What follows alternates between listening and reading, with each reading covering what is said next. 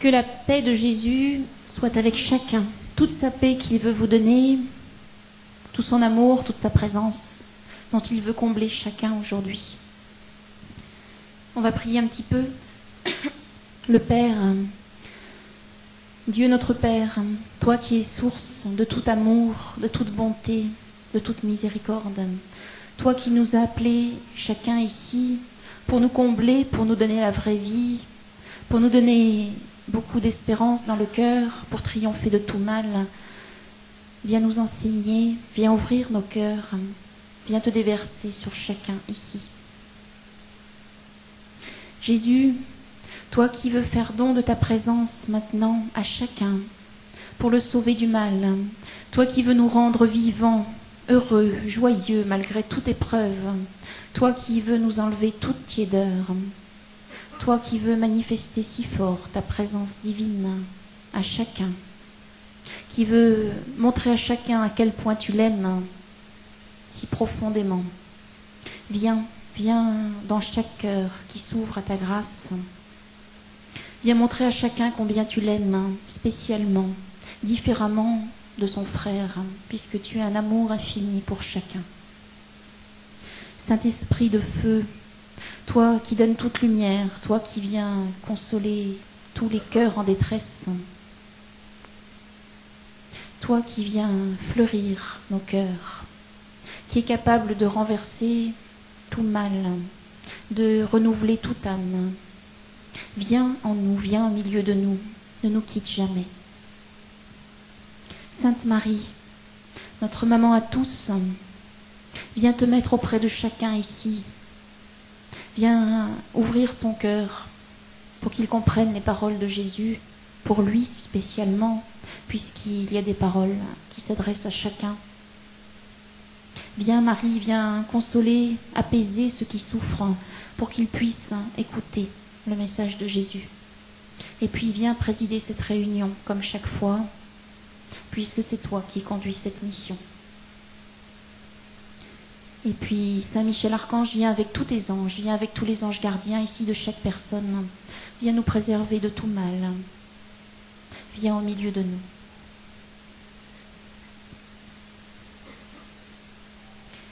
Est-ce qu'il y a des personnes qui ne connaissent pas du tout le message de tendresse de Jésus?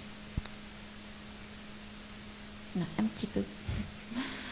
Alors pour ces personnes-là, le Seigneur est venu me voir il y a 7 ans maintenant. Il vient me parler, me dicter jour et nuit sans cesse, depuis 7 ans. Donc ça fait 7 ans au mois de janvier.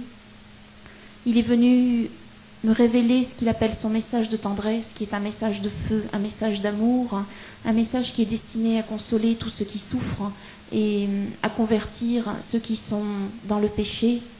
Jésus vient par miséricorde proposer sa présence à chacun que l'on ressent, que l'on apprend à rencontrer, pour nous sauver du péché, pour nous sauver du mal.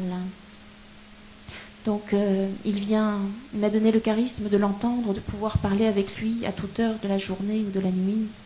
Et depuis le début, il m'a dit, je viens nourrir mon peuple de ma tendresse, je viens vous combler à partir du moment où vous voulez bien ouvrir votre cœur. C'est un message, dit Jésus, qui est comme du miel, tellement il dévoile son amour à chacun de ceux qui veulent bien accueillir sa volonté. Par contre, ce message qui est si doux, qui est si tendre, est aussi message de vérité.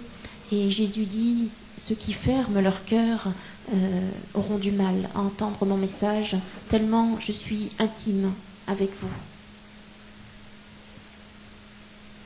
Alors Jésus a placé auprès de moi donc le Père Séraphin, qui a fait un peu un acte de foi en acceptant cette mission, mais il ne sait peut-être pas que moi aussi j'ai fait un acte de foi, puisque juste avant ma première réunion, le Seigneur m'avait dit, je vais te donner un prêtre pour t'accompagner dans ta mission, mais je ne savais toujours pas qui c'était. Et quand le Père Séraphin était venu à ma première réunion il y a 2 ans, je crois qu'il avait aidé à dire le chapelet, je ne savais absolument pas que ce serait lui. Et quand je suis rentrée chez moi le lendemain, Jésus m'a dit, tu sais, ce père-là, tu vas le revoir à nouveau et tu lui demanderas de t'aider.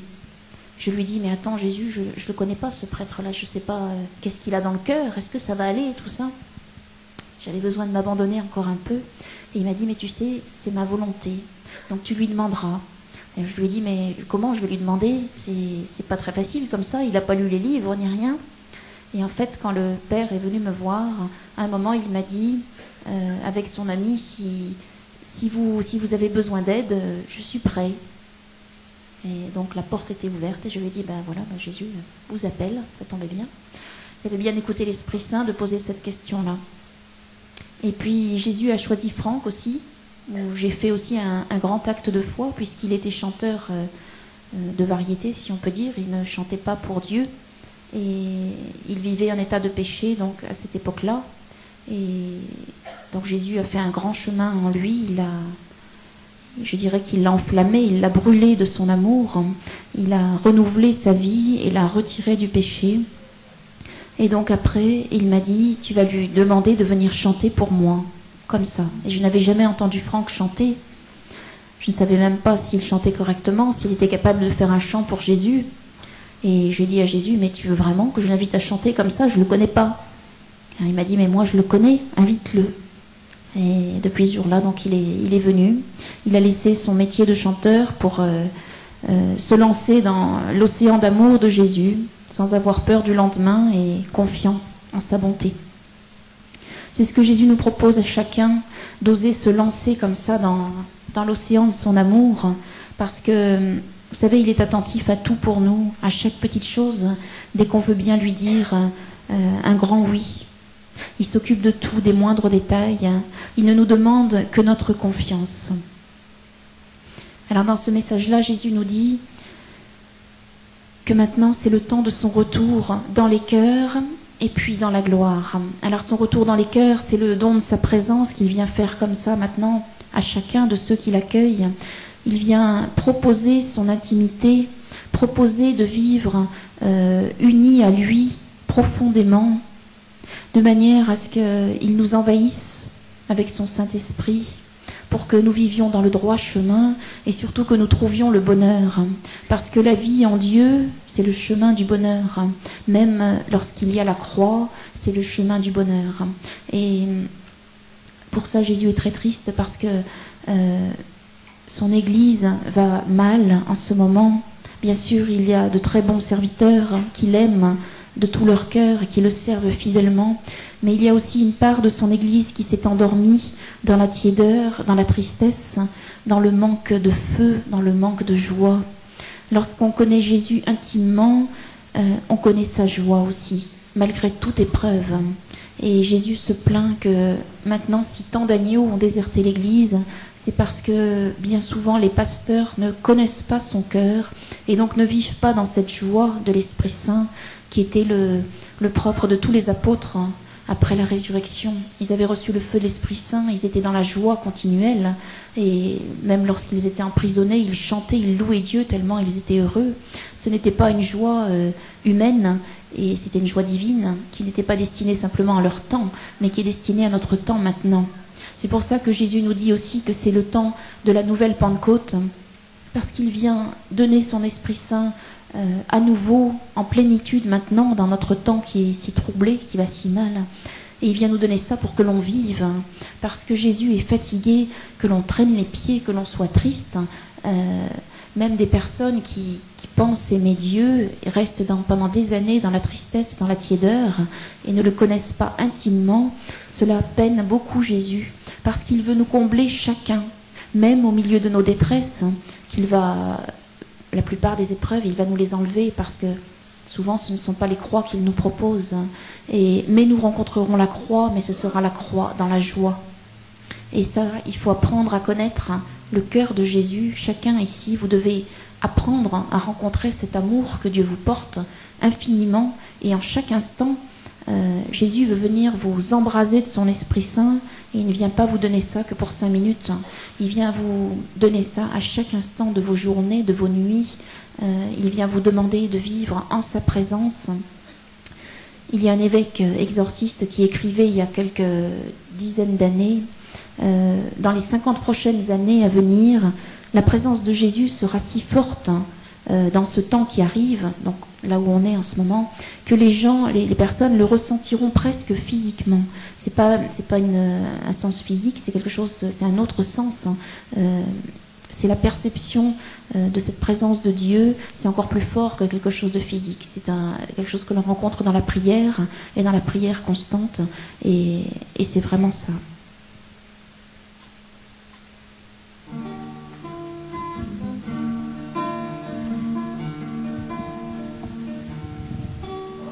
Aimer, c'est tout donner et se donner soi-même.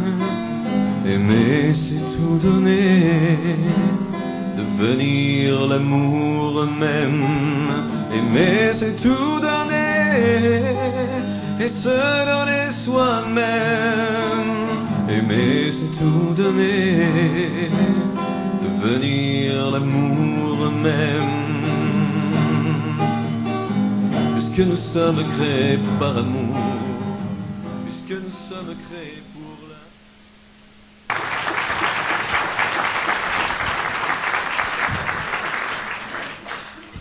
Alors Jésus et Marie viennent réveiller toute une troupe d'apôtres, ce qu'ils appellent les apôtres des nouveaux temps, des temps actuels.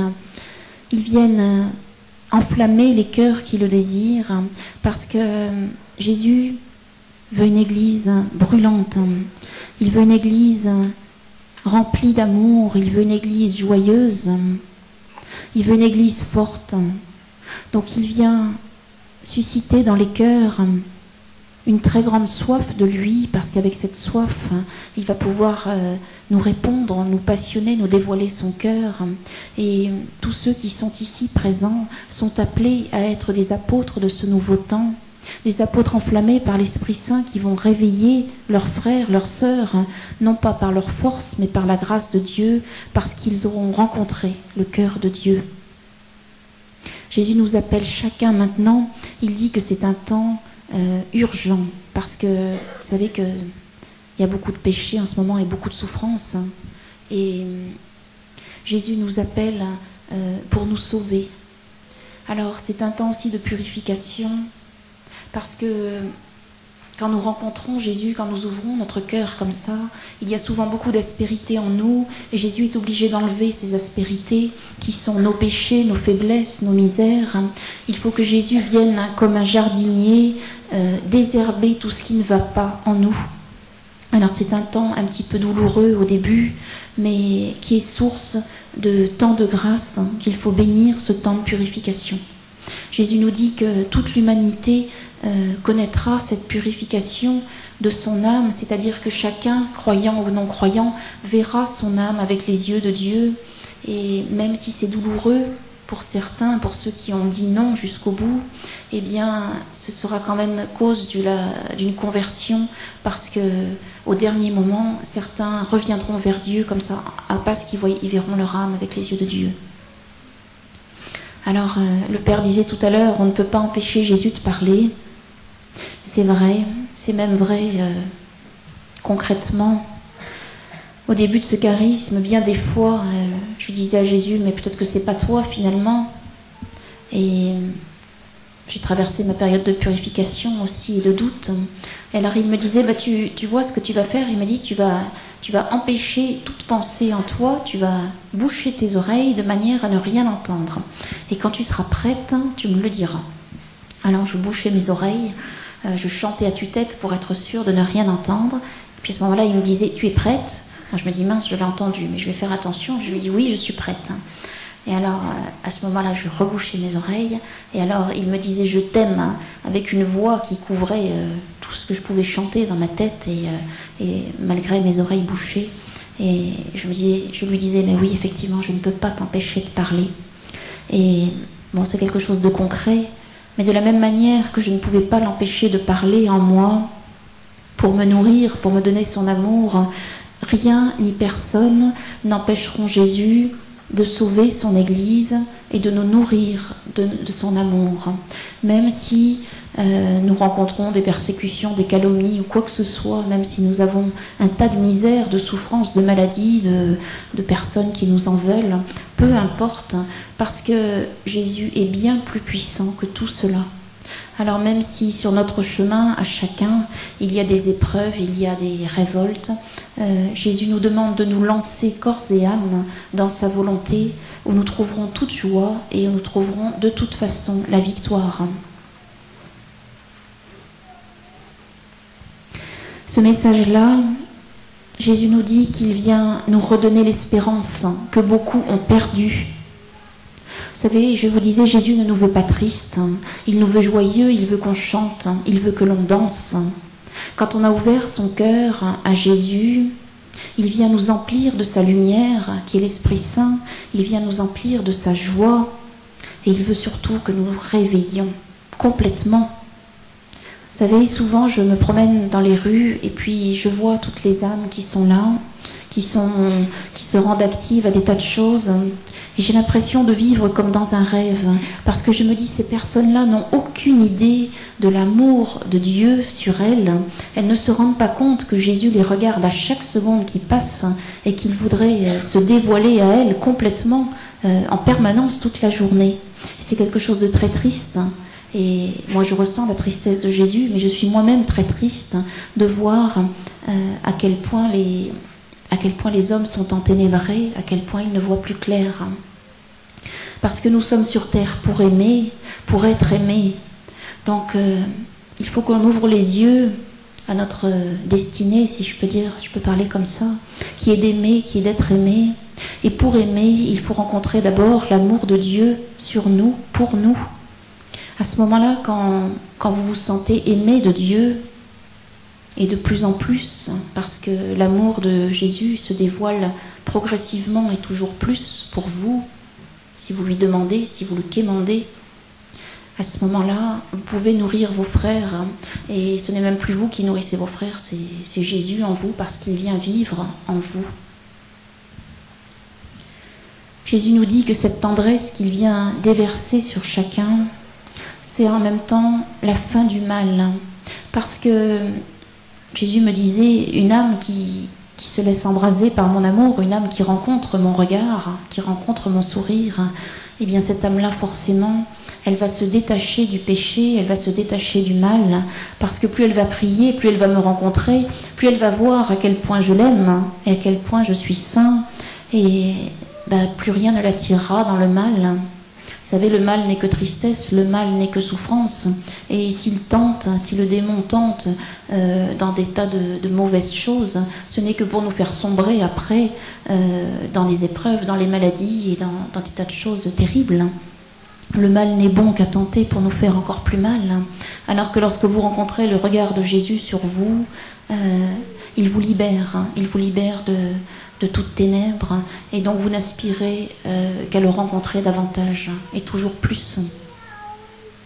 Par ce message-là, Jésus revient donc nous donner l'espérance, espérance quelle que soit notre croix. Je vous disais qu'il y a beaucoup de croix que nous portons et que nous gardons, je dirais, presque trop, parce que Jésus veut nous en délivrer.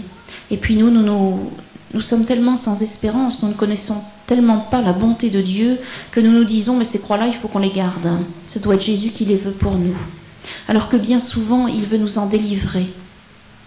Certes, nous rencontrerons la croix, mais la croix que Jésus nous donne est une croix qui est accompagnée de la paix, de la joie profonde et de l'amour de Dieu, de toute consolation et de toute force pour la porter. Jésus vient nous délivrer de toute détresse, de toute ténèbres. Vous savez, souvent, on se regarde, on se trouve bien misérable, et Jésus me dit, tu sais, je suis bien plus puissant que ta misère, je suis bien plus puissant que toutes tes maladies, que tous tes soucis. Et à ce moment-là, il me fait un grand sourire, et je vois qu'il faut le croire. Et quand à ce moment-là, vous rentrez dans la foi, en sa bonté pour vous, pour chacun, si vous acceptez qu'il vous aime autant, qu'il soit aussi proche de vous, qu'il partage le moindre de vos soucis et de vos bobos comme un enfant, eh bien à ce moment-là, quand vous rentrez dans cette foi-là, il vous délivre et il vous sauve. Dans l'Évangile, il disait toujours « crois, crois et foi », et à ce moment-là, tu obtiendras la guérison. Et c'est ce qu'il nous demande maintenant. Il vient libérer chacun ici de toute ténèbres, de tout mal, à condition que vous ayez foi et que vous rentriez dans cette soif de lui. Si on n'a pas soif de Dieu, on ne peut pas vivre. Si vous n'avez pas faim, vous n'allez pas manger. Si vous n'avez pas soif, vous n'allez pas boire. Donc votre première prière doit être de quémander cette soif. Vous devez dire à Dieu qu'il vous embrase, qu'il purifie votre cœur, qu'il vous enflamme. De la même manière que vous êtes enflammé pour quelqu'un, pour un enfant, pour un conjoint, quand vous êtes amoureux par exemple, eh bien Jésus vient vous donner un amour encore bien plus fort, bien plus brûlant pour son cœur. Et à ce moment-là, quand vous serez amoureux de Dieu, amoureux de son Sacré-Cœur, à ce moment-là, vous allez vivre. Parce que c'est un petit peu comparable à un amour humain. Quand vous êtes passionné par quelqu'un, vous avez des ailes, vous avez toujours le sourire, parce que l'amour vit en vous. Eh bien, ce que l'Esprit Saint, cet amour que l'Esprit Saint viendra vous donner, viendra déverser dans votre cœur, il vous illuminera encore bien davantage. Et à ce moment-là, vous aurez toute force pour aller de l'avant et vraiment pour vivre. Parce que au moment où cet amour entrera en vous, cet amour de l'Esprit Saint viendra en vous, eh bien, vous aurez l'impression que c'est du poison qui s'en va à ce moment-là. Tellement l'Esprit Saint irradie, tellement il console, tellement il donne joie. Pour ça, il faut demander vraiment et mendier la soif de Dieu. Parce que si vous allez à la Sainte Messe chaque jour, si vous dites beaucoup de prières vocales, mais que vous n'avez pas soif de Dieu, eh bien votre vie va être très triste, parce que vous n'allez pas vivre. Donc que votre première prière soit de demander à Jésus d'avoir un cœur brûlant. Moi j'ai le cœur qui brûle pour Jésus jour et nuit sans cesse. Il n'y a pas une seconde où je ne pense pas à lui. C'est la grâce qu'il m'a donnée. Et pourtant, malgré cela, tous les matins, je lui dis « Mais mon Dieu, qu'est-ce que tu attends pour m'enflammer davantage ?» Je lui dis toujours « Je veux que tu m'embrasses plus fort que toutes les âmes de la terre. » Et je ne peux que lui crier ça, tellement je sais que lorsqu'on mendie son amour, lorsqu'on mendie cette soif, il vient nous combler. Donc si vous voulez rencontrer ce regard d'amour de Jésus pour vous spécialement, dont il veut vous combler, il faut que vous criez vers lui de vous apporter cette soif de lui. Parce que vous savez, Jésus, il est très délicat et il ne s'impose jamais. Quelquefois, il y a des personnes qui disent si un jour le Seigneur veut m'embraser, il le fera. Non, parce que Jésus, vous savez, il est d'une délicatesse extrême et il attend que ce soit nous qui quémandions, que ce soit nous qui voulions le rencontrer. Jésus ne s'impose pas. Jésus, il peut attendre toute une vie sans s'imposer. Parce qu'il est délicat, il nous respecte, il nous a donné notre liberté, donc c'est à nous de choisir. La soif de Dieu, ça va nous amener à être petits, tout petits. Parce que nous allons tellement quémander cet amour que Jésus va vite venir nous purifier de tout ce qui est entrave à cet amour. Et une fois que nous allons être purifiés, eh bien, nous allons nous apercevoir que nous sommes tout petits. Et même si nous avons beaucoup de talent aux yeux du monde, même si nous sommes des grands aux yeux du monde, eh bien, nous allons de plus en plus nous apercevoir que nous sommes minuscules en face de Dieu. Mais bien loin de nous en désespérer, je dirais, nous allons presque nous en glorifier, parce que plus nous nous trouvons minuscules et plus nous sommes obligés de dire à Jésus, eh bien forcément c'est toi qui vas faire quelque chose en moi, puisque moi je ne peux plus rien faire, je suis trop petit. Et à ce moment-là, on finit par se reposer dans les bras de Dieu. Mais pour ça, il faut avoir soif. Quand on rentre dans cette intimité avec le cœur de Jésus, au début il va nous demander des efforts, quelques efforts. Et puis très vite, on va se rendre compte que tous nos efforts, ce n'est pas assez. Parce qu'il n'y a pas assez l'Esprit Saint dans nos efforts. Alors un jour, eh bien, il va faire comme il a fait pour moi. Il m'a, en esprit, transportée sur un fil pendu au-dessus d'un précipice. Et puis lui marchait sur le fil devant moi et moi derrière, puisqu'il m'avait demandé de le suivre. Puis je lui disais, tu sais, le fil il est étroit, j'ai peur vraiment de tomber dans le précipice. Alors il s'est retourné et puis il m'a attrapé par les poignets en esprit et il m'a fait comme un croche-pied et j'ai manqué de tomber dans le précipice, donc j'étais suspendue au-dessus du vide comme ça, mais il me tenait toujours par les poignets. Et il me dit, tu vois, maintenant que tu as fait des efforts, eh bien, je veux que tu attendes toute grâce de moi, et que tu n'attendes plus de toi, parce que de toute façon, tu es incapable de faire comme il faut. Il suffit juste que tu me désires, que tu me quémandes sans arrêt, mais à ce moment-là, tu dois me laisser tout faire. Et alors, il m'a dit, si tu veux que je te remonte sur le fil, et que tu n'aies pas peur de tomber, il faut que tu me promettes de me laisser tout faire. Alors comme c'était une situation très inconfortable spirituellement d'être suspendu comme ça dans le vide, même suspendu par les poignets, je lui dis remonte-moi vite, au contraire ça m'arrange que tu fasses tout parce que c'était tellement difficile de faire des efforts, je m'en sortais pas, c'est très bien.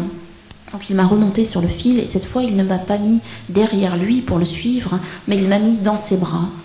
Alors j'étais comblée et à ce moment-là j'ai compris que c'est lui qui veut nous porter et nous conduire dans tout ce que nous faisons, en chaque instant.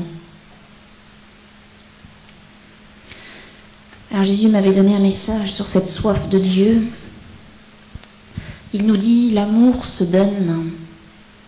Forcément, l'amour se donne. Dieu ne peut que se donner. Si vous venez vers moi, vous rencontrerez mon amour pour vous. Si vous avez un cœur pur, je vous embraserai de mon feu, qui est mon Esprit Saint. L'amour se donne aux plus petits, car il ne désire qu'aimer. C'est vrai que quand on se sent minuscule, incapable, c'est une grande grâce, parce qu'à ce moment-là, on n'a plus de désir que l'amour. Il n'y a que l'amour qui nous intéresse. Et plus on rencontre cette tendresse de Dieu, plus le reste nous semble très tiède à côté. Je dirais que les tentations du monde s'en vont sans aucun effort de notre part, puisque nous avons découvert ce trésor, cet amour si grand que Dieu veut nous donner déjà maintenant et nous réserve pour le ciel. Alors il nous dit, dans le ciel, il n'y a que des âmes qui ont préféré l'amour à tout ce qui est. Elles ont désiré être feu, feu ardent. Pour être avec moi dans le ciel, il faut que vous soyez passionnés par mon cœur et que la soif de Dieu vous consume sans cesse. Il ne sert à rien de m'offrir des vertus, des efforts, des prières vocales, des jeûnes, des chapelets, si vous n'avez pas le cœur qui brûle, qui mendie l'amour et la soif de moi. Car certains se complaisent dans ces saintes choses, pensant qu'elles sont un but et que le ciel leur est gagné ainsi, alors elles s'endorment spirituellement et ne grandissent pas. Alors je vous rassure, Jésus m'a demandé tout ça, le jeûne, le chapelet, le rosaire et tout le reste. Mais ce qu'il veut dire, c'est que tout cela, ce sont des moyens pour arriver à son cœur et que le but, le vrai but, c'est la contemplation. C'est-à-dire, on ne peut pas faire que prier vocalement la journée, ça ne suffit pas. Il ne faut pas s'arrêter à ça, parce que nous allons être privés du plus grand bien qui soit, c'est-à-dire la présence de Dieu, le cœur à cœur intime avec Jésus dans notre cœur. Donc, toute prière, tout jeûne, tout chapelet, tout ce que vous offrez à Dieu doit n'avoir qu'un but, c'est de contempler son cœur. Et c'est dans cette contemplation, dans cette solitude, un cœur à cœur avec Dieu, que à ce moment-là, vous pourrez sauver vos frères, parce que c'est l'amour qui rachète. Ce n'est même pas le jeûne en soi qui rachète, c'est l'amour que vous avez pour Dieu au moment où vous jeûnez qui rachète. Jésus m'a souvent dit, tu sais, le chapelet, les sacrifices, tout cela c'est bien si tu le fais avec un cœur qui brûle, si tu le fais dans la joie. Et il m'a dit, je t'interdis de me dire un chapelet ou de jeûner un seul repas si tu es triste, parce que c'est pas ça qui rachète. Ce n'est que l'amour qui rachète. Ce n'est que ton union à moi, avec moi, qui va être plus profonde pendant ces moments où tu jeûnes, ou pendant que tu dis le chapelet, ou pendant que tu fais quelques petits sacrifices. C'est à ce moment-là, ton union va être encore beaucoup plus forte avec moi, puisque ces choses-là m'aident à chasser le mal en toi. À ce moment-là, il va y avoir tellement d'amour entre nous que tu vas racheter pour les pécheurs. Donc il faut bien faire attention à ne pas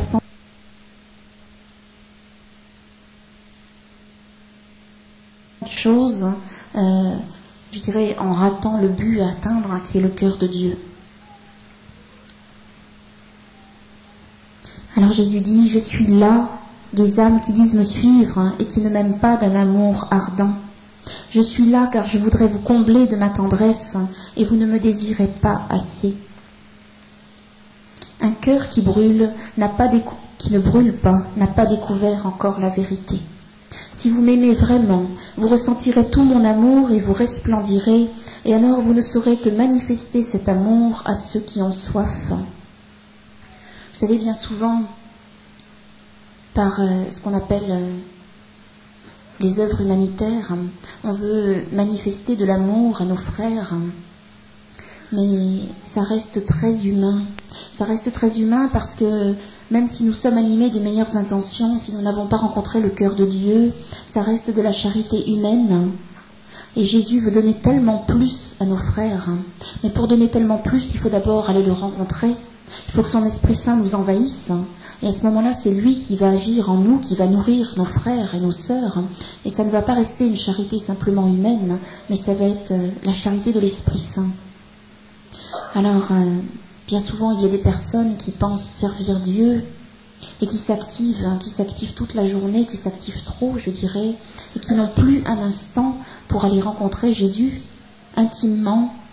Alors elles se fatiguent, ces personnes-là, même si elles font des bonnes choses, parce que l'Esprit Saint ne peut pas irradier à travers elles, et il ne peut pas nourrir autant qu'il le désirerait. Jésus nous dit, si vous ne mendiez pas cette soif de Dieu, vous ne la recevrez pas, car c'est votre liberté de la désirer ou non. Mais à ceux qui se rendront tout petits, reconnaissant leur égarement, je donnerai cette grâce en abondance, seule grâce qui puisse vous obtenir toutes les autres. Aimez-moi avec votre cœur, c'est cela que je vous demande à présent. Quand Jésus était venu me voir il y a 7 ans, j'étais à un moment dans l'église du Sacré-Cœur de Montmartre et il m'avait dit « Restaure mon église ». Moi, je regardais les murs autour de moi, de cette belle église, cette belle basilique. Il m'avait dit « Tu vois, mon église a perdu mon cœur ». C'est-à-dire que souvent, on est capable, les hommes sont capables de faire de grands discours, de parler même de Dieu, des heures et des heures, mais ils ne vivent pas cette union intime avec Jésus. Donc ça reste vain. Et les églises sont désertées parce que l'Esprit Saint ne souffle pas.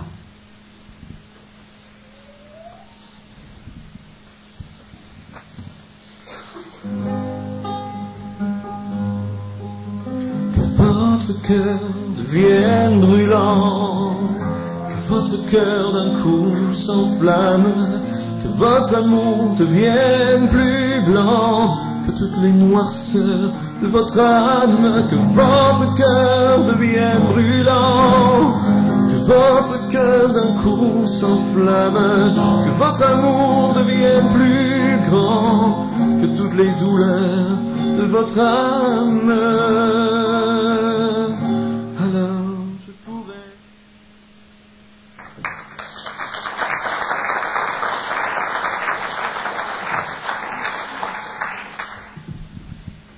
Quand on a soif de Dieu, parce que Jésus nous répond très vite, vous savez, il attend qu'une chose, c'est qu'on demande cette soif, donc il nous exauce très vite. Quand on a soif de Dieu, on commence à rentrer dans l'abandon à sa sainte volonté. C'est pas quelque chose de difficile de dire oui à Dieu, c'est le plus grand bonheur de notre vie. Alors, quand on ne connaît pas très fort Jésus, on se dit... ça va être très dur de faire sa volonté, il va nous demander des tas de choses difficiles, il va nous faire souffrir.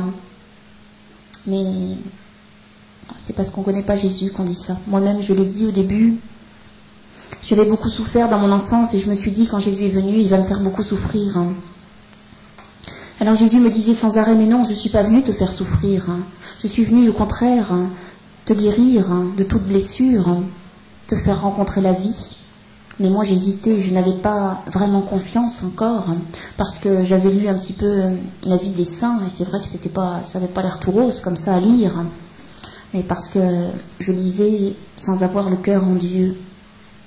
Alors je m'étais battue plusieurs mois avec Jésus, je lui disais oui, là en ce moment tu viens me combler, mais ça ne va pas durer, une fois que je vais être sur mes pieds, ça va me tomber dessus. Alors sans arrêt, il me faisait son beau sourire, que je discerne, et il me disait non, tu te trompes.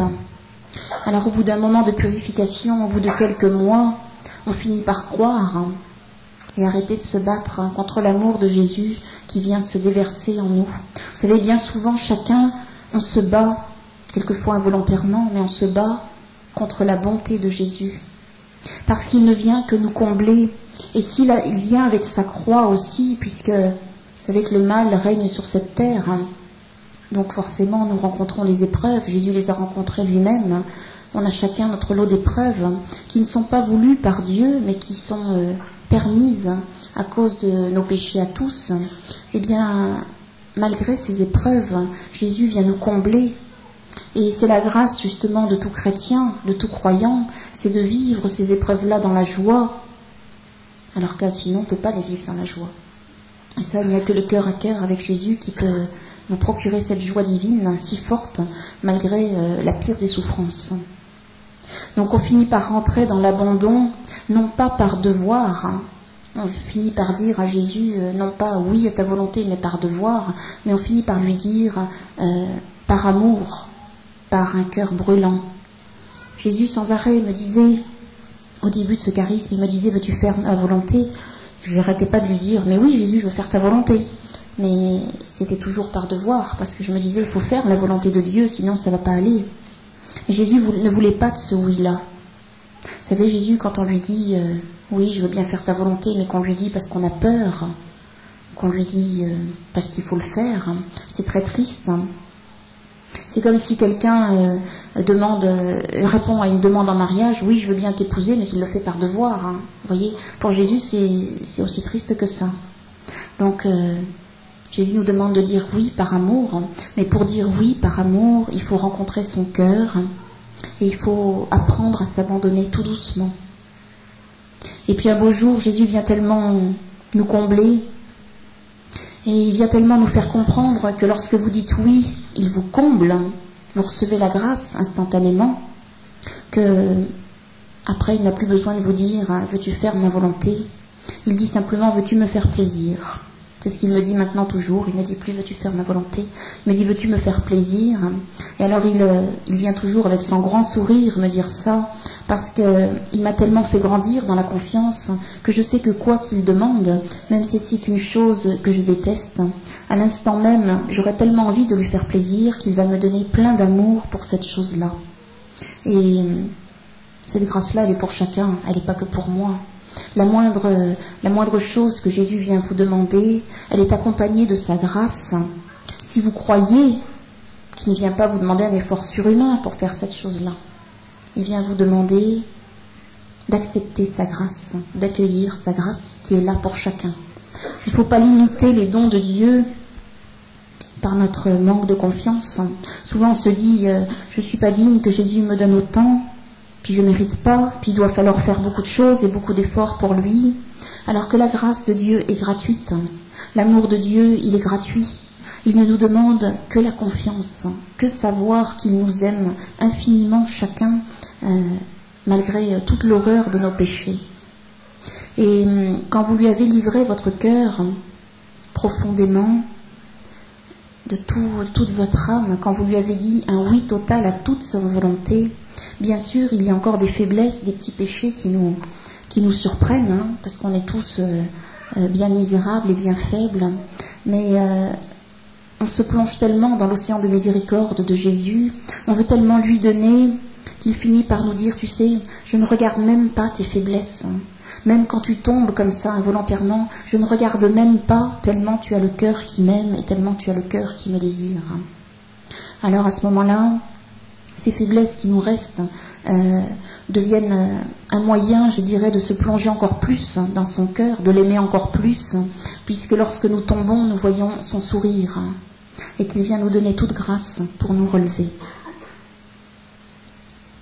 Le oui total, il faut vraiment que chacun le prononce du fond de son cœur. Vous savez, bien souvent, Jésus, il a des serviteurs qui disent le servir et puis qui disent oui, mais qui disent oui quand ça les arrange, puis qui veulent continuer à orienter leur vie comme ils le désirent, et ils veulent même continuer à servir Dieu comme ils ont envie. Alors c'est très triste pour Jésus parce qu'à ce moment-là, c'est comme si on lui attachait les mains. Il ne peut plus rien faire pour nous. Alors on va le servir un petit peu à notre manière, mais ça ne débordera jamais. Vous savez que l'Esprit Saint, il veut déborder, il veut enflammer, il veut se répandre dans toute la terre, mais il faut vraiment notre oui total. Quelquefois, nous ne comprenons pas les voix de Dieu. On se dit, mais tiens, pourquoi il demande ça? Je ne comprends pas. Et à ce moment-là, il faut dire oui. Oui, par amour, et tout s'éclaire. Et à ce moment-là, on verra qu'une situation qu'on ne comprenait pas, qui nous paraissait triste même, elle va s'éclairer, elle va devenir lumineuse, et elle va nous apporter le bonheur. Donc, quoi qu'il arrive, il faut dire merci Jésus, parce que lui voit bien plus loin que nous, lui dépasse notre raison. Vous savez, souvent on veut enfermer Dieu dans notre raison parce que nous voulons tout comprendre, mais nous ne pouvons pas comprendre tout encore, nous sommes trop petits, nous sommes trop misérables. Au ciel on comprendra beaucoup plus, mais on doit accepter de ne pas tout comprendre, on doit accepter que Dieu soit bien plus grand que nous et qu'il permette que par moments nous ne comprenions pas. Parce que Jésus fait toujours ce qui est sage pour chacun. Et si nous nous abandonnons à ce moment-là, il va vraiment nous combler. Alors il dit, enfant, que ta soif incessante t'apporte toujours plus la lumière de mon Saint-Esprit. Sois une torche enflammée que je puisse te donner à tes frères pour ma gloire. Chacun de vous, vous devez être une torche enflammée, chacun. Que ton amour pour moi grandisse sans cesse, sois une petite hostie livrée à l'amour. Seulement dans mon sacré cœur tu vivras, car je t'ai détaché du monde entièrement, afin que tu ne sois qu'amour et vérité. Parce que tu t'émondes et accueilles la grâce d'un cœur brûlant, je peux descendre en toi, te purifiant de tout bruit. Sois toujours plus silencieuse dans mon cœur, ainsi tu seras heureuse. Ne désire que ma volonté pour chaque chose. C'est ainsi que tu deviens libre, car tout ce qui vient du mal et du monde ne peut plus t'atteindre. C'est vrai que quand on veut la volonté de Dieu, on devient entièrement libre. Tant qu'on a notre propre volonté, on est embarrassé par des tas de soucis. On veut un travail précis, on veut une maison précise, on veut que sa famille soit de telle manière. On veut organiser notre vie du matin au soir. Mais ce sont des soucis terribles et incessants. Alors que lorsqu'on donne notre volonté à Jésus, eh bien tout va bien. Tout va bien. Il répond au moindre de nos aspirations et il va y répondre sagement. Il va y répondre avec tout son amour. Et à ce moment-là, nous ne sommes plus ennuyés par les soucis, mais tout ce qui vient, on va le prendre dans l'abandon, dans l'amour. Et à ce moment-là, Jésus va aider pour chaque petite chose, chacun. Alors que si nous décidons de tout dans notre vie, eh bien, nous limitons l'aide de Dieu et nous avons sans arrêt l'esprit ennuyé par tout ce qui ne va pas. Parce que les épreuves, on en rencontre chacun tout au long de nos journées. Alors si on se bat contre nos épreuves et qu'on veut sans arrêt tout organiser, tout régenter, eh bien on ne s'en sort pas. Et on n'a pas la paix du cœur. Alors que si on accepte tout ce qui vient, en faisant de notre mieux, mais en sachant que Jésus nous aide et va nous conduire pour tout, à ce moment-là, on devient libre, complètement libre. Alors Jésus nous dit, pour que tu sois encore plus proche de moi, je te laisse ma lumière qui est mon Saint-Esprit, qu'il te permette de t'élancer vers moi en me disant, ô mon Dieu, Jésus-Christ, je t'abandonne tout de moi en chaque instant, parce que tu es celui qui nous fait vivre. Loin de toi, il n'y a que ténèbres, bruit et division. En toi est mon salut, ma respiration, mon bonheur. Permets-moi d'être toujours plus proche de toi. Consume-moi sans cesse pour que je t'aime à la place de tous ceux qui te refusent. Que ma passion pour toi te console de tous ceux qui sont froids, qui ont un cœur de pierre, qui acceptent l'orgueil, car tu es si triste. Mon Dieu, que le don de ma vie te permette d'enflammer les cœurs de mes frères pour leur salut, pour les délivrer de tout mal. Amen. Jésus nous demande de désirer la vérité du fond de notre cœur. Si on ne désire pas toute la vérité, il reste des zones de ténèbres, des zones de souffrance, des zones de tristesse et des zones pour que le mal puisse s'infiltrer. Il faut désirer toute la vérité que Jésus veut nous dévoiler. Il ne faut pas vouloir fermer les yeux devant ce qu'il veut nous montrer. Parce qu'à ce moment-là, on ne peut pas vivre dans la lumière et on ne peut pas rencontrer le bonheur de la vie en Dieu. On doit quémander sans arrêt chacun dans notre cœur le discernement et l'Esprit Saint pour avoir la vérité, pour que la vérité tout entière nous envahisse, la vérité de l'Évangile, et non pas une petite part. Et on doit prier Marie du fond de notre cœur pour qu'elle arrive à ouvrir notre cœur en grand pour que cette vérité puisse entrer. Tous les matins, on doit la quémander, cette vérité. On doit dire à Jésus, se mettre en sa présence et lui dire « Mon Dieu, montre-moi ce qui va et ce qui ne va pas dans ma vie. Montre-moi là où je fais erreur. » Parce que si on quémande à ce moment-là à Dieu, il va nous montrer nos erreurs. Et en nous montrant nos erreurs, eh bien, il va permettre à son Esprit Saint de venir en nous, de nous purifier chaque jour davantage. Et à ce moment-là, on va vivre vraiment. Et puis, avec cette lumière, en acceptant la vérité, on arrêtera de se rebeller, on arrêtera de se révolter contre toute chose, contre toute parole, contre les paroles que l'on comprend mal parfois. À ce moment-là, Jésus va venir nous envahir de sa paix, si on veut bien accepter la vérité.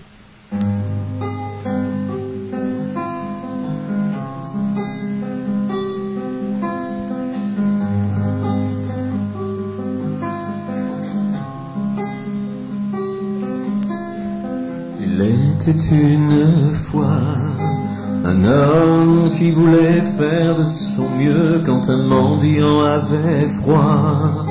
Il voulait le réchauffer de son feu. Il ne s'arrêtait pas à la couleur de sa peau. Il ne s'attendait pas à passer pour un héros.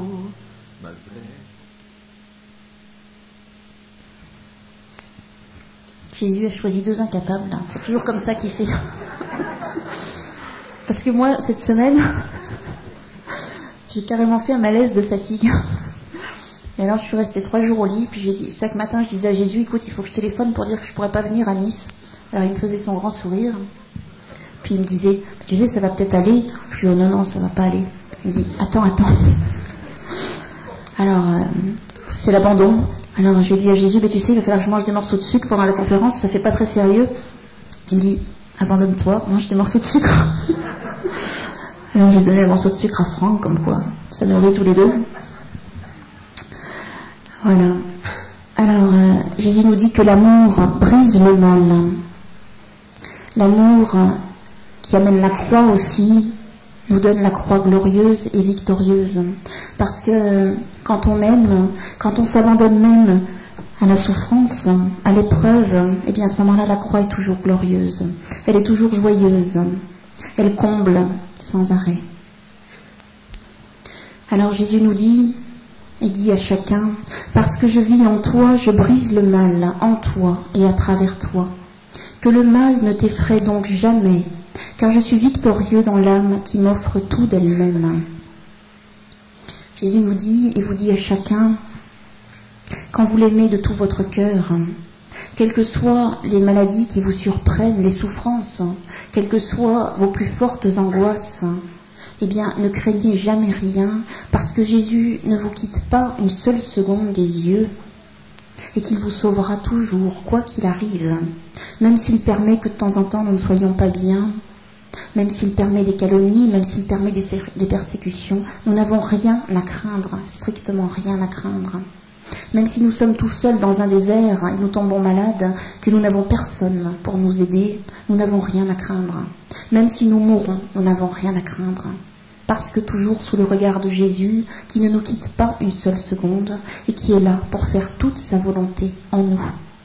Alors à ce moment-là, il n'y a même plus de soucis, même quand nous nous trouvons mal. Alors Jésus nous dit, continue à m'obéir par amour, puisque tu désires si fort ce que je veux. Laisse-moi te conduire en chaque instant, et pour les plus petites choses, que ma paix t'envahisse toujours plus profondément, pour que tu rayonnes ma sainte présence. Ramène la vérité parmi tes frères. Beaucoup sont dans l'erreur, car ils ne suivent pas le premier commandement.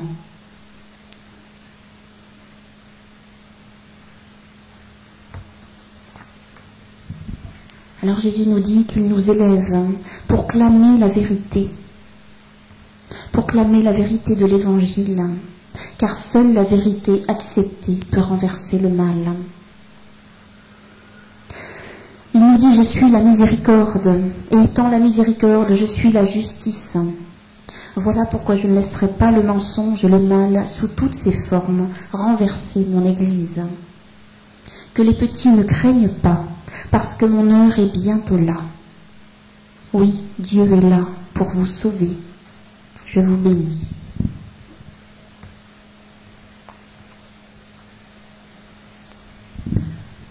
On va dire une dizaine, un petit moment.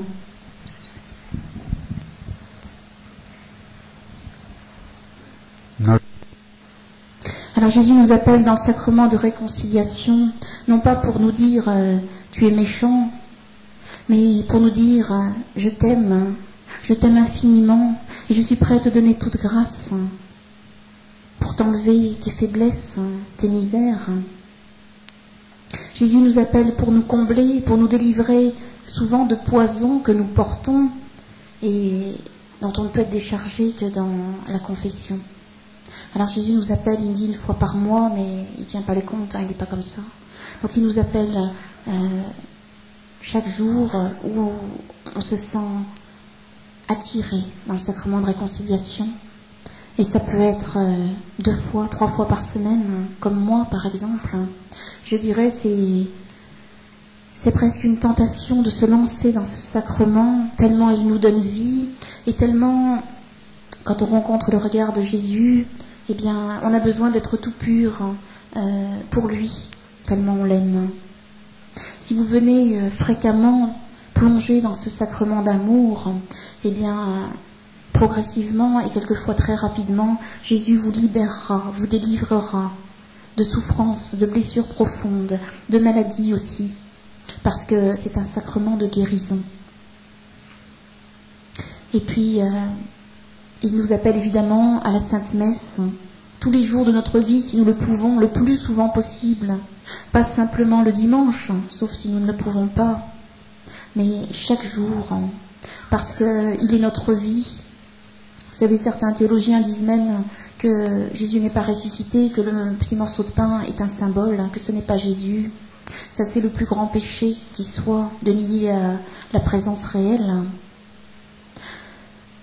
Si vraiment vous avez foi que Jésus vient entièrement avec son corps dans la Sainte Communion, vous ne pourrez pas vivre une seule communion dans la tiédeur, parce que Jésus viendra vous embraser. Il viendra vous révéler son cœur à chaque messe, à chaque sainte messe. On ne peut pas se passer de la communion, c'est pas possible. On peut s'en passer tant qu'on est tiède, tant qu'on n'a pas rencontré l'amour de Jésus, tant qu'on n'a pas rencontré son regard. Mais quand on rencontre son regard, parce que vous le rencontrerez tous, vous croiserez son sourire dans votre cœur, à ce moment-là, vous avez besoin d'aller chaque jour le recevoir. Je dis souvent, c'est comme si un époux dit à son épouse, je viendrai te voir que le dimanche, mais je t'aime beaucoup, toute la semaine je t'aimerai, mais je viendrai te voir que le dimanche.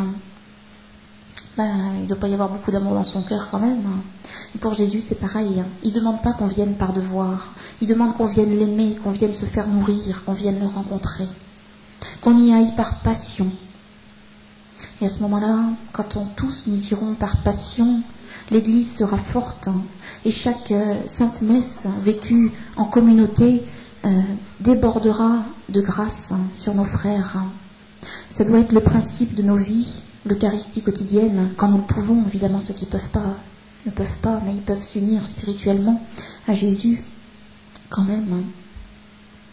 Alors, vous savez que Jésus, plus il se révèle à nous, plus il nous montre en même temps sa sainteté, mais qui est toujours liée à l'amour. Ce n'est pas une sainteté sans amour, mais plus il se révèle à vous, plus vous voyez combien il vous aime, et c'est un amour qui dépasse toutes vos espérances, parce qu'il nous aime même dans nos misères.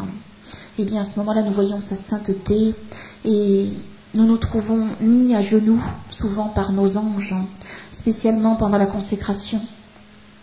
Alors vous savez, se mettre à genoux, c'est pas non plus un devoir. Ce n'est pas comme font certaines personnes dans le milieu de l'Église traditionnelle, où tout est organisé pour le respect de Dieu, mais bien malheureusement, souvent, il manque de l'amour. Jésus ne nous demande pas de nous mettre à genoux par devoir. Il nous demande de nous mettre à genoux parce qu'on ne peut pas faire autrement, tellement on l'aime, tellement on le rencontre. Et à ce moment-là, il nous dit, je vous veux beau à la fois dans votre âme et dans votre corps. Et quand vous tombez à genoux, vous tombez dans l'adoration. Et à ce moment-là, vous êtes beau entièrement. Il nous demande aussi, quand on le rencontre, quand on a rencontré cet amour, de le recevoir dans la bouche. Mais ce n'est pas un péché si vous le recevez dans la main, puisque l'Église le permet. Mais lorsque vous rencontrerez la sainteté de Dieu de plus en plus, il vous fera comprendre qu'il vient se donner à vous directement. C'est lui qui se donne dans la Sainte Communion. Et donc ce n'est pas vous qui le prenez dans votre main. C'est comme si vous voulez embrasser quelqu'un et que la personne vous tende la main en échange. Là, Jésus veut se donner à vous directement, donc de la main du prêtre qui est sanctifié pour cela. Évidemment, s'il n'y a pas de prêtre pour donner la communion, on communie de la main d'un laïc. Mais Jésus est saint, Jésus veut se donner à nous directement, tant il nous aime. Alors, il ne veut pas de division. Vous savez, il y a beaucoup de divisions. On dit, les gens critiquent, ceux qui reçoivent dans la main et inversement. Jésus ne veut pas de division. Il ne veut que de l'amour. Mais il dit que plus on rencontrera son regard et plus on viendra à le recevoir dans la bouche. Mais il nous interdit de porter jugement sur nos frères, car ce que Jésus veut nous faire comprendre, c'est à quel point il nous aime. Il y a des personnes qui n'ont pas encore compris à quel point Jésus les aime. Donc ces personnes-là le reçoivent encore dans la main. Et l'Église le permet. Donc Jésus nous dit, ce n'est pas à nous de critiquer, ce n'est pas à nous de juger. Mais si nous croyons en lui, si nous croyons à sa sainteté, à cet amour infini qu'il a pour chacun ici, à ce moment-là, eh bien, nous ne pourrons pas faire autrement que de le recevoir dans la bouche. Personne ne peut vivre sans les sacrements. On peut arriver à vivoter sans les sacrements. Parce que, vous savez, il y a une petite part de vérité dans chaque homme, parce qu'il y a un petit peu de bonté quand même dans chaque homme. Donc, quelles que soient nos religions, il y a toujours un petit bout de vérité. Mais la vérité tout entière, c'est celle de l'Évangile. Et donc, Jésus nous donne vie à travers les sacrements. On peut se passer de tout, sauf des sacrements. Mais Jésus nous dit, venez au sacrement par amour, parce que vous avez un cœur qui brûle. Et il nous dit, quémandez-moi ma présence en chaque instant de vos journées. Si vous arrivez à vivre sous mon regard d'amour, nous dit Jésus, dans tout ce que vous faites, même si vous avez un travail très prenant, il y a des personnes qui ont des charges professionnelles très dures, il suffit qu'elles s'arrêtent 2 minutes de temps en temps pour juste se remettre sous le regard de Jésus. Et elles vont trouver la force de continuer, elles vont trouver la paix, elles vont trouver le repos, et puis tout aide pour avancer comme il faut. Donc Jésus nous demande de vivre dans cette présence constante, d'en avoir conscience. Jésus a son regard posé sur chacun ici en chaque instant. Il ne vous regarde pas que pendant la Sainte Messe, par exemple. Dans chaque chose que vous faites, il est avec vous. Alors vous le voyez pas sans doute comme je le vois, comme je le discerne, mais il est avec vous dans chaque pièce où vous vous trouvez. Il est là prêt à vous écouter, prêt à vous aider. Donc il faut apprendre à vivre dans cette présence de Dieu, complètement. Et à ce moment-là, son amour vous envahira et votre vie sera renouvelée. Et puis, Jésus vous appelle, une fois que vous avez été nourris, une fois que vous avez plongé dans ce don de sa présence pour maintenant, il vous appelle chacun à une mission particulière, petite ou grande aux yeux des hommes, mais toujours aussi grande aux yeux de Dieu, parce que c'est celle qu'il vous destine. Il n'y a pas de mission plus grande qu'une autre pour Jésus. Il y a la mission qui nous convient et qui va nous épanouir, parce que personne n'est inutile. Chacun ici a une mission qui va l'épanouir s'il y répond. Alors il ne faut pas la chercher démesurément. Il y a des gens qui me disent, moi je l'ai cherché pendant 2 jours, je ne l'ai pas trouvé. C'est pas comme ça que ça se passe. C'est dans le silence intérieur, dans le silence de la contemplation. Jésus va d'abord vous purifier, il va vous nourrir, et une fois nourri, il saura très bien s'exprimer clairement, pas en français, mais il saura très bien s'exprimer clairement en votre cœur pour que vous accomplissiez votre mission. Parce qu'il a un besoin urgent de vous tous ici, pour sauver notre monde qui va si mal. Et Jésus nous dit que son retour dans la gloire, qui commence déjà avec son retour dans les cœurs, s'effectuera avec notre aide à tous ici, si du jour au lendemain on se décide entièrement à brûler pour lui, à lui dire oui et à le suivre à chaque instant de notre vie. Vous savez que Jésus aussi a demandé la création de groupes de prière, des groupes de prière qui veulent vivre de cette intimité avec le Christ, avec Marie aussi, qui est toujours près de Jésus. Ces personnes-là qui se réunissent au moins par 2 ou par 3 soutiennent cette mission de préparer, amener le règne dans les cœurs de Jésus, règne de sa tendresse qui va chasser tout mal. Elles soutiennent notre humanité, elles soutiennent les malades et surtout les personnes qui veulent rentrer dans ces groupes de prière, sont des personnes qui veulent rayonner la tendresse du Christ parmi tous ceux qu'ils rencontrent. Alors ça ne se fera pas par vos efforts, ça se fera par la grâce de Dieu. C'est-à-dire que si vous rentrez dans ce plan de Dieu pour vous, s'il vous appelle à fonder un groupe de prière, eh bien Jésus vous nourrira pour que vous nourrissiez vos frères. Et cela se fera, je dirais, presque malgré vous, au-delà de vous, parce que l'Esprit Saint vient nous envahir quand on lui dit oui, et donc il mettra sur votre route des tas de frères et sœurs à aider pour que vous leur portiez cette présence divine, et qu'à ce moment-là, ils vivent et deviennent à leur tour d'autres petits agneaux pour nourrir leurs frères. Alors pour finir, je vous lis ce petit message que Jésus m'a dicté en forme de prière, qui est pour chacun, qui n'est pas que pour moi. Il nous dit « Honore-moi, loue-moi, désire-moi, car je ne suis que tendresse pour toi. Passionne-moi, contemple-moi, adore-moi, car je suis celui qui t'aime le plus. Mange-moi, rayonne-moi, serre-moi, parce que tu es ma petite épouse. Dans ta faiblesse, je suis glorifiée. Dans ton oui total, je me repose.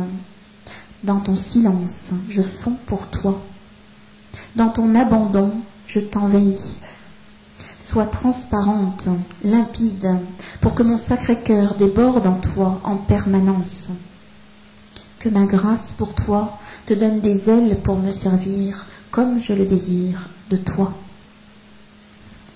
Jésus veut utiliser chacun ici pour son règne dans les cœurs et dans la gloire qui est pour notre temps.